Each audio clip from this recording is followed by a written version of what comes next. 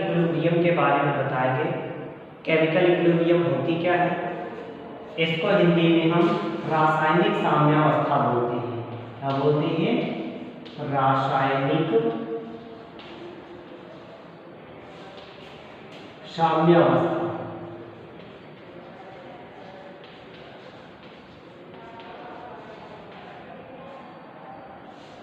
रासायनिक साम्यावस्था से हम कुछ पहले टॉपिक की बात करेंगे जो हमारे इस रासायनिक साम्यावस्था के टर्म में आएंगे, अर्थात केमिकल इक्विलिब्रियम के टर्म में आते हैं। कौन कौन से हमारे ऐसे टर्म होते हैं? जैसे हम बात करते हैं, पहला टॉपिक है मेरा इरिवर्सिबल रिएक्शन।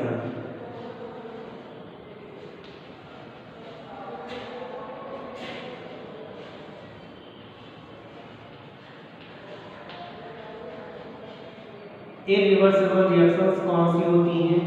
अगर यहाँ पर देखते हैं तो कह सकते हैं कि रिएक्शन आपके दो टाइप की होती है। फर्स्ट जो होती है इरिवर्सिबल रिएक्शन होती है, और सेकंड जो होती है उसको हम रिवर्सिबल रिएक्शन कहते हैं।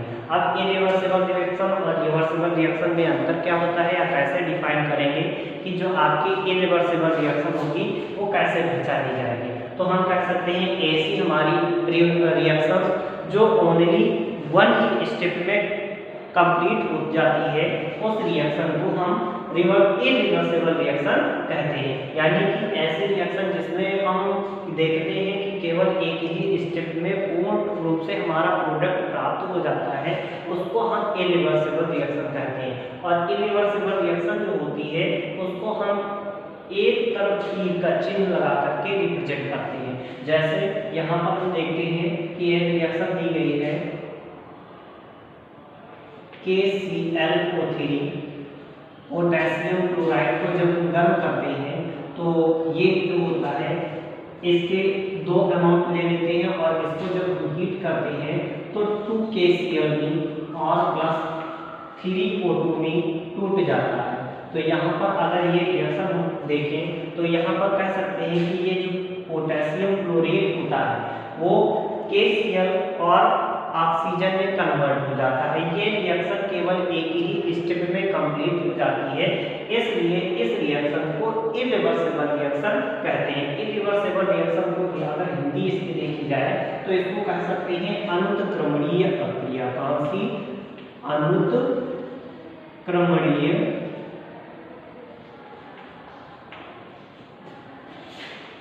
अभिक्रिया। तो अनुत्क्रमणीय अभिक्रिया जैसे हम देखेंगे कि यहाँ पर केवल एक ही स्टेप में कोई रिएक्शन कंप्लीट हो रही होगी तो उसको हम इरिवर्सिबल रिएक्शन कहते हैं। और उसमें हम यहाँ पर देखते हैं तो तीर का चिन्ह यानी कि एरो का चिन्ह जो है रिप्रेजेंट किया जाता है, वो एक ही डायरेक्शन में आपका एरो का चिन्ह जो है आपको दिया जाए। और यहाँ पर देखेंगे कि जो प्रोडक्ट होगा ये पूर्ण से कन्वर्ट हो जाता है। ठीक, तो इस प्रकार के रिएक्शन को हम इरिवर्सिबल रिएक्शन कहते हैं। दूसरी अगर रिएक्शन देखा जाए जैसे यहाँ पर है SnCl2 plus FeCl3 gives out SnCl4 plus FeCl2। इस रिएक्शन को पहले बैलेंस कर लेंगे। यहाँ पर अगर 2 लगा देंगे तो हो जाएगा 3 2 जा 6 और 6 और 2 कितना हो जाएगा? 8 हो जाएगा। 4 यहाँ पर 4 ही है, अगर यहाँ पर 4 कर देंगे 2 कर देंगे तो यहाँ पर हो जाएगा 4। यानी कि इस रिएक्शन में हम देखते हैं कि ये केवल रिएक्शन जो होती है वन ही स्टेप में कंप्लीट हो जाती है, इसलिए इस रिएक्शन को हम इरिवर्सिबल रिएक्शन कहते हैं। तो ये इरिवर्सिबल रिएक्शन होती है जिसको हम देख करके पहचान सकते हैं। अच्छा, इसका पहचानने का तरीका क्या होता है? तो हम कह सकते हैं केवल एक ही एरो लगा होगा और यह एक एरो से हम रिप्रेजेंट करते हैं, ये इसकी पहचान होती है। तो ऐसे रिएक्शन जो ओनली वन ही स्टेप में कंप्लीट हो जाती है उस रिएक्शन को हम इरिवर्सिबल रिएक्शन कहते हैं। अब रिवर्सिबल रिएक्शन कौन सी होती है? रिवर्सिबल रिएक्शन कौन सी होती है?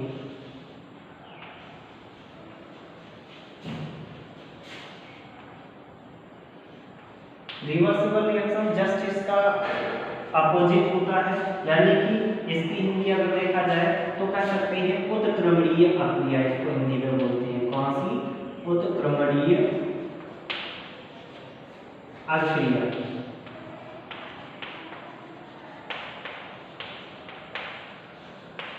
उत्क्रमणीय अक्रिया।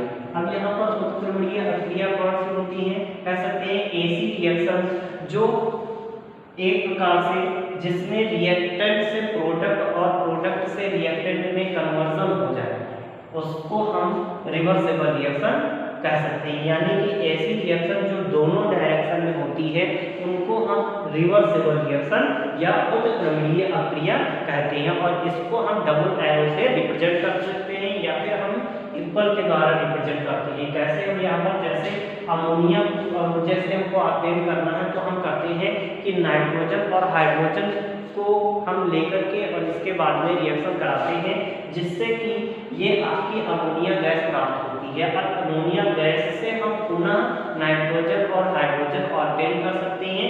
इसलिए हम देखते हैं कि ये रिएक्शन जो रिवर्सिबल रिएक्शन होती है वो दोनों डायरेक्शन में होती है। यानी कि रिएक्टेंट से प्रोडक्ट में कन्वर्ट हो जाता है और प्रोडक्ट से रिएक्टेंट में कन्वर्ट हो जाता है, तो इस रिएक्शन को हम रिवर्सिबल रिएक्शन कहते हैं। तो इस प्रकार से जैसे एग्जांपल हम देखें, लिख सकते हैं N2+3H2 gives out 2NH3।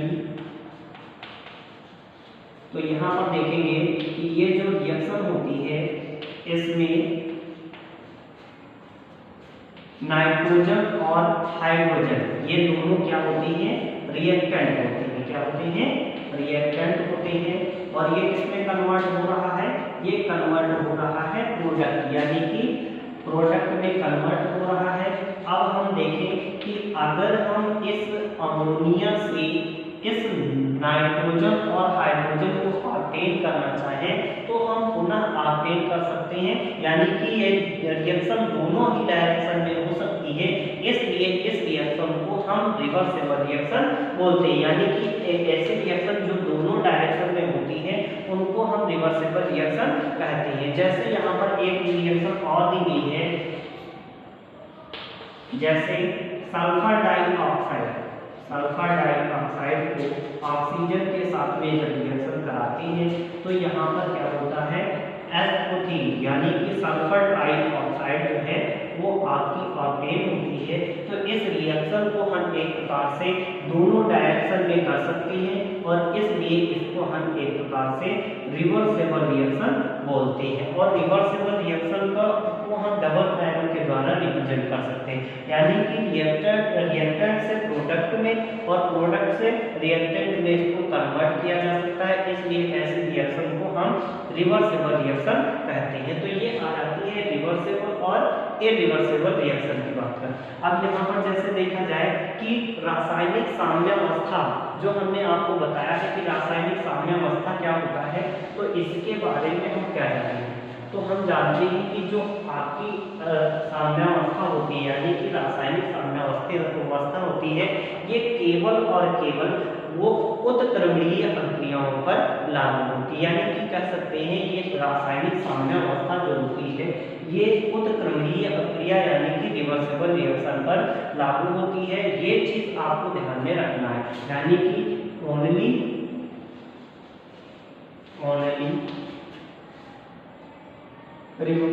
For reversible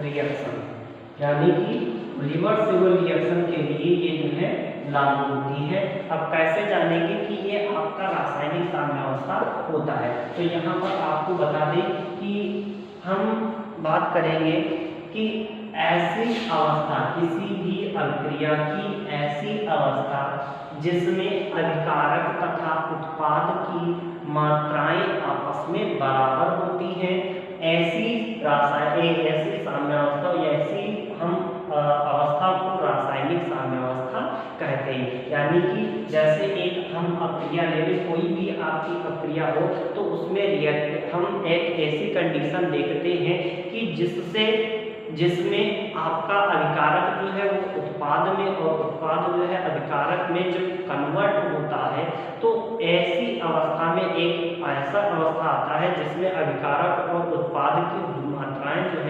इसमें बराबर हो जाती है और इसलिए हम कह सकते हैं कि वह अवस्था रासायनिक साम्यावस्था कहलाती है। रासायनिक साम्यावस्था जो होती है इसमें एक टर्म और आता है अग्र अक्रिया और पश्च अक्रिया।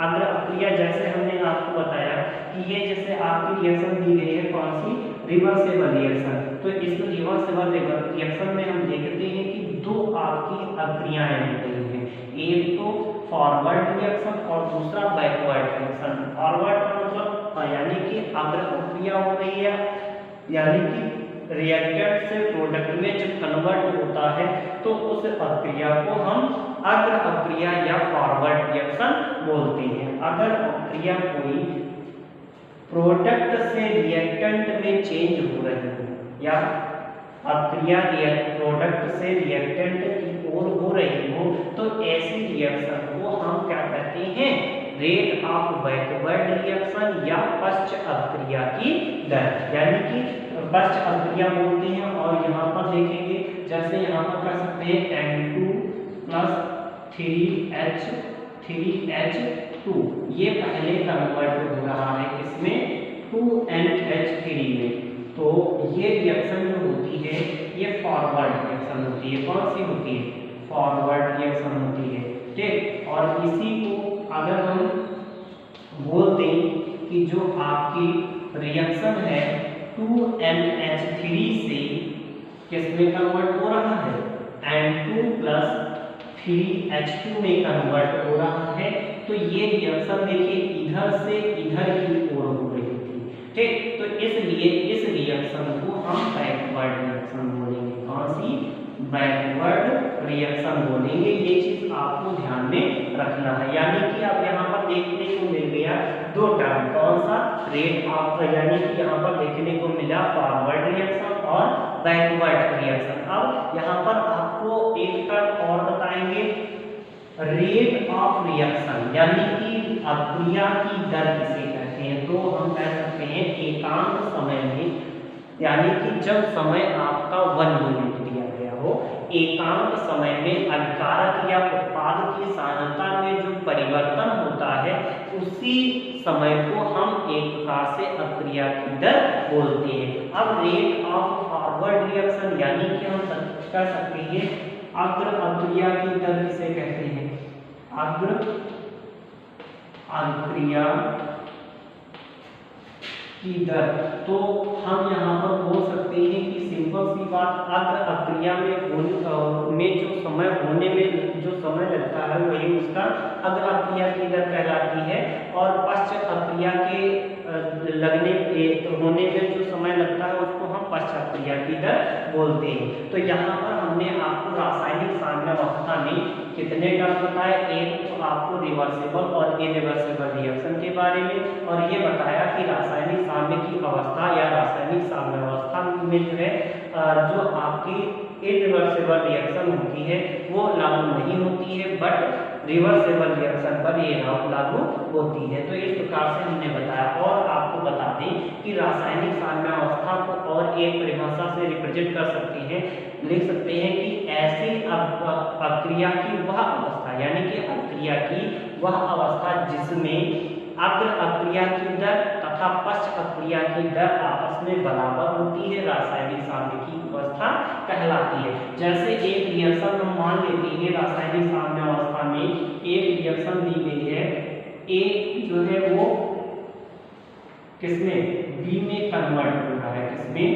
ए जो है बी में कन्वर्ट हो रहा है। इसमें अगर बात करते हैं रासायनिक साम्य की अवस्था देखते हैं तो सबसे पहले हम देखते हैं कि इसमें हम जो फॉरवर्ड रिएक्शन है उसके लिए अक्रिया की दर निकालेंगे और फिर बैकवर्ड रिएक्शन के लिए अक्रिया की दर निकालेंगे। यानी कि यहाँ पर हमको देखने को मिलता है कि जो आपकी ये रिएक्शन दी गई है इसमें फॉरवर्ड रिएक्शन और बैकवर्ड रिएक्शन के लिए अक्रिया की दर क्या होगी। तो यहाँ पर लिख सकते हैं फॉरवर्ड रिएक्शन, फॉरवर्ड रिएक्शन। अब यहाँ पर देखेंगे, यानी कि लिख सकते हैं इसको हिंदी में अग्र अक्रिया की दर के लिए, अग्र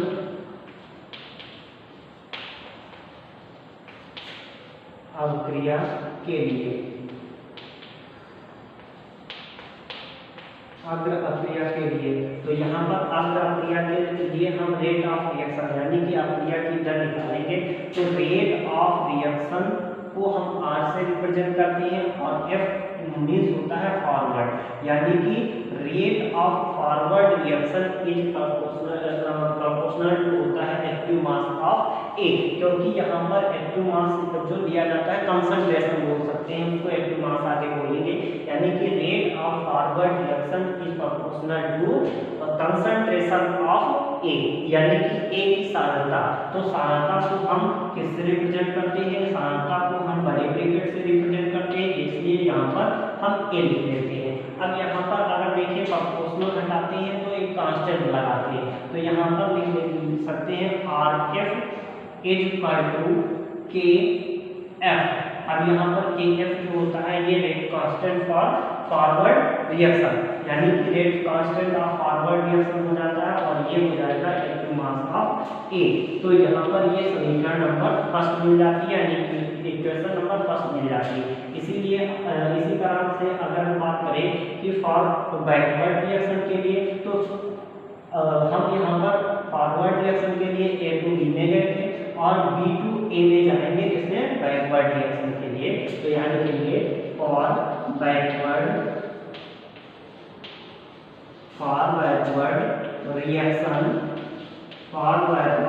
रिएक्शन, यानी कि फर्स्ट अक्रिया के लिए, फर्स्ट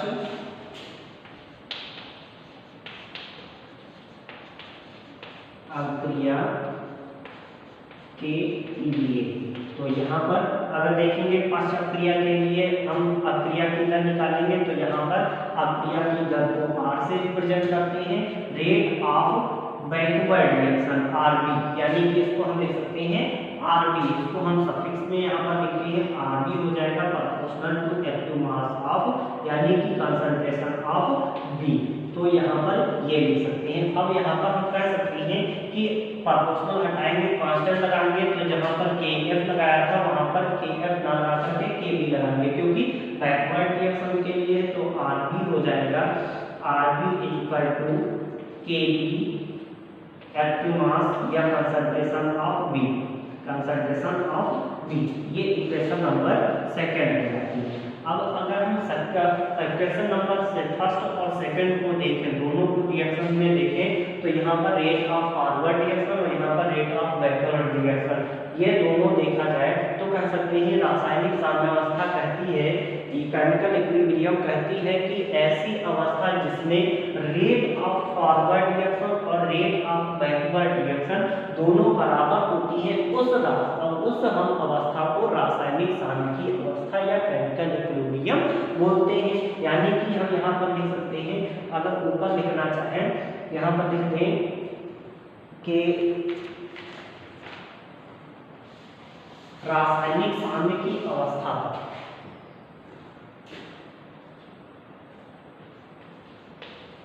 रासायनिक साम्यावस्था पर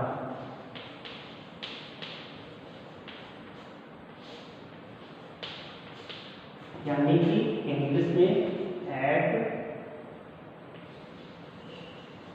इक्विलिब्रियम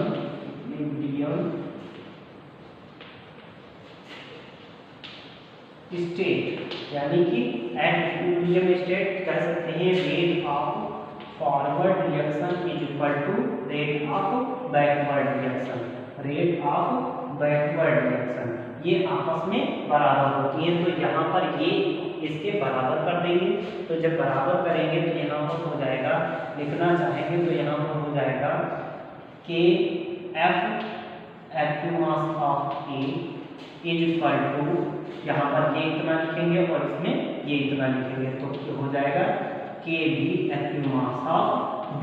तो इसको हम इधर कन्वर्ट कर देंगे, ठीक। तो यहाँ पर जब कन्वर्ट कर देंगे तो यहाँ ये जो निकल करके आएगा आपका KF/KB निकल कर आएगा, यानी कि KF अगर लिखना चाहें तो यहाँ पर लिख सकते हैं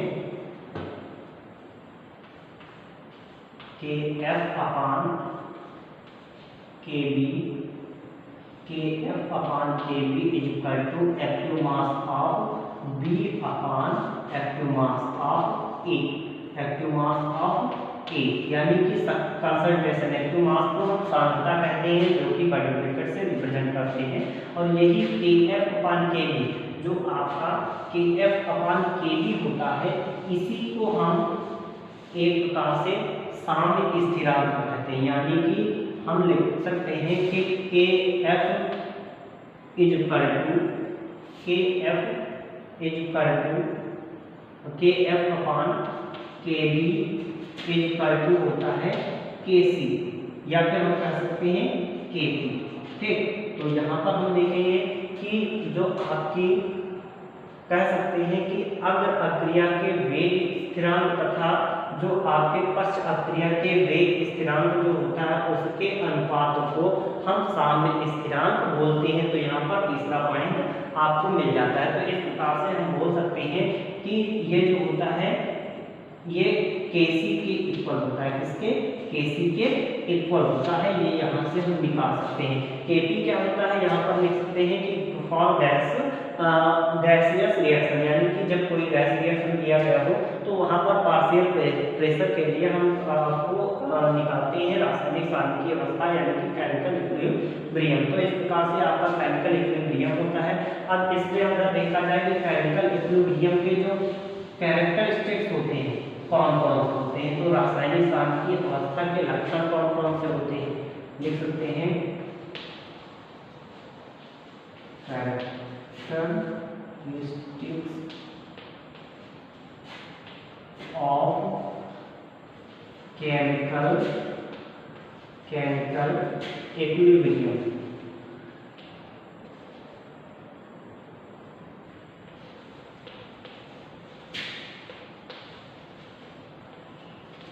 यानी कि रासायनिक साम्यावस्था के लक्षण, रासायनिक साम्यावस्था के लक्षण। तो अगर लक्षण की बात करते हैं तो ये मोस्ट इम्पॉर्टेंट होता है। ठीक, ये चीज ध्यान रखना। और इसमें लक्षण में कैरेक्टरिस्टिक्स में फर्स्ट आता है कि रासायनिक सांख्यिकीय अवस्था जो होती है ये सदैव गतिक होती है, यानी कि केमिकल इक्विलिब्रियम जो होती है वो डायनामिक होती है। ठीक, तो लिख सकते हैं कि जो रासायनिक साम्यावस्था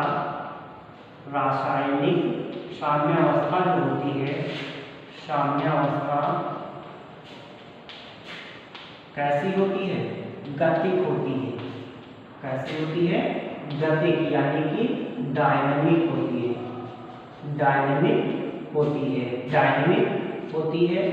ठीक, तो ये चीज आपको ध्यान में रखना है। ठीक, सेकंड पॉइंट अगर देखें तो कह सकते हैं रासायनिक साम्यावस्था में अग्र अक्रिया की दर तथा पश्च अक्रिया की दर आपस में बराबर होती है। यानी कि लिख सकते हैं कि इसमें अग्र अक्रिया की दर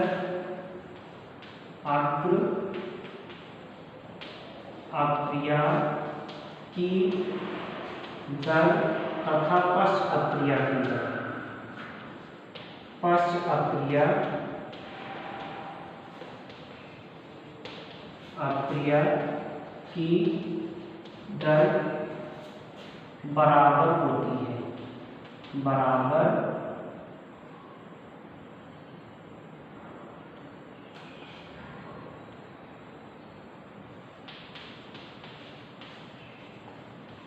बराबर होती है, तो इस प्रकार से हम कह सकते हैं। तीसरा होता है कि जो आपकी रासायनिक साम्यिकी अवस्था होती है तो उसमें टेम्परेचर,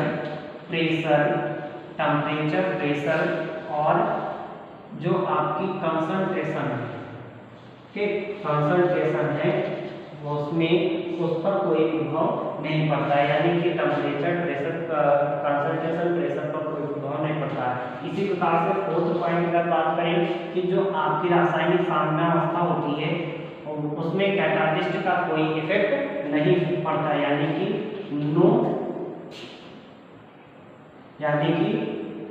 जो आपकी रासायनिक साम्यावस्था यानी कि chemical equilibrium, chemical equilibrium do not या कह सकते हैं do not affected by catalyst. ठीक, यानी कि रासायनिक साम्यावस्था जो होती है वो एक प्रकार से कैटालिस्ट से अफेक्ट नहीं होती, ये चीज़ आपको ध्यान में रखना है। ठीक, और यहाँ पर हम देखेंगे कि जो आपकी रासायनिक साम्य की अवस्था होती है, ठीक, उसमें देखना हमको ये है कि जो आपकी रासायनिक साम्य अवस्था जो होती है वो रिवर्सेबल रिएक्शन पर लागू होती है। किस पर? रिवर्सेबल रिएक्शन पर। ठीक, रिवर्सेबल रिएक्शन पर जो है आपकी ये रासायनिक साम्य अवस्था लागू होती है। देखिए तो लिख सकते हैं सक्रिय द्रव्यमान, इसको इंग्लिश में एक्टिव मास बोलते हैं। तो एक्टिव मास क्या होता है? कह सकते हैं मोल पर लीटर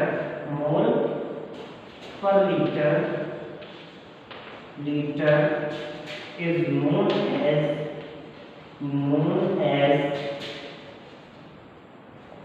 एक्टिव मास। तो एक्टिव मास को हम मोल पर लीटर से रिप्रेजेंट कर सकते हैं, और यह कह सकते हैं इसको हम बड़े ब्रैकेट से रिप्रेजेंट करते हैं। और यहाँ पर अगर इसका फार्मूला लिखना चाहे तो लिख सकते हैं एक्टिव मास का फार्मूला लिख सकते हैं। जो एक्टिव मास का फार्मूला होता है लिख सकते हैं सक्रिय द्रव्यमान